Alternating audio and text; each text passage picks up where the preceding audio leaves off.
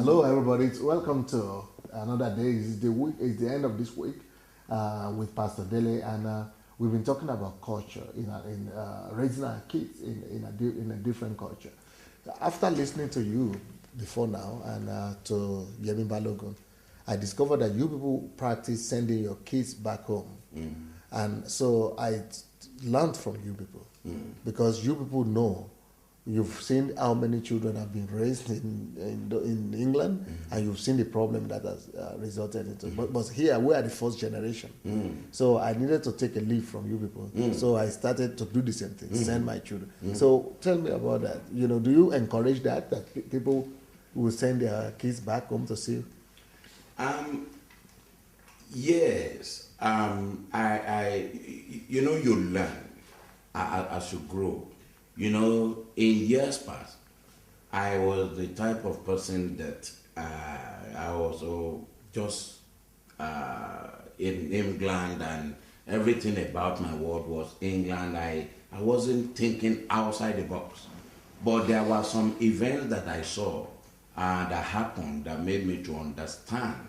Because you see, when a man once said that, ask a young man that, do you prefer to learn from your own mistake or from other people's mistake? And the young man answered that he wanted to learn from his own mistake. And the old man said, well, by that time you had regretted it, because it's better to learn from other people's experience so that you don't learn from your own experience, because in most cases it will be a bitter experience. Now I have seen a lot of young people raised who spend their entire life abroad.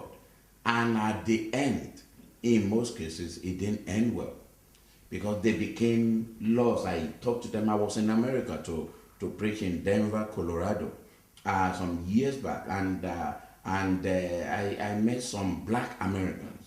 And they were rich, they were in limousine, they had limousine, they said they are trapped in the system, in that they had no way of escape. I said, what do you mean? They said, someone like me, they said, you had an advantage in that you can go to your native country and reside there, or stay where you are, that you have, they said some of them have never been out of America. It's unbelievable. And they said their children are being discriminated against, but the children have no way of escape. Now, the good thing, I don't know about other culture, but coming from Nigeria is a place where we are born confident. Our confidence is up to the sky. We don't need to be trained or to be told about being confident. Nigerians, naturally, we are confident.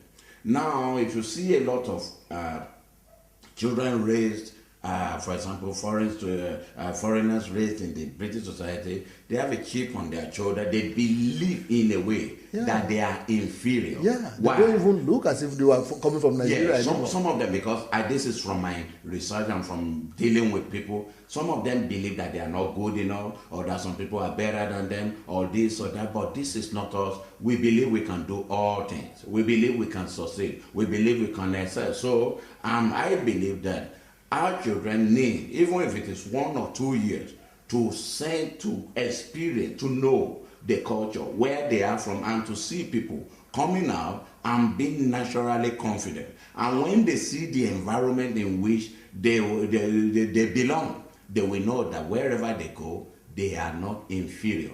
While Solomon said, well, do not look down on me because I'm dark.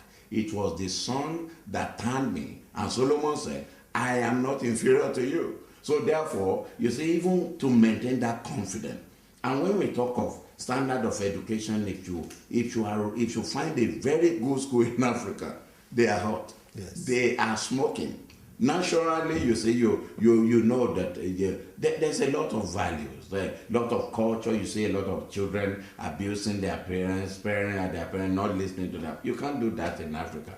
You will be subdued. So I believe if anyone has the opportunity, they should try it, but make sure that they find a good school and they have good carers for the children.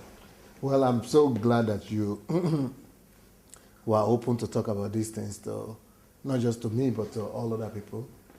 It could save our destiny. It could save a whole generation. Of course.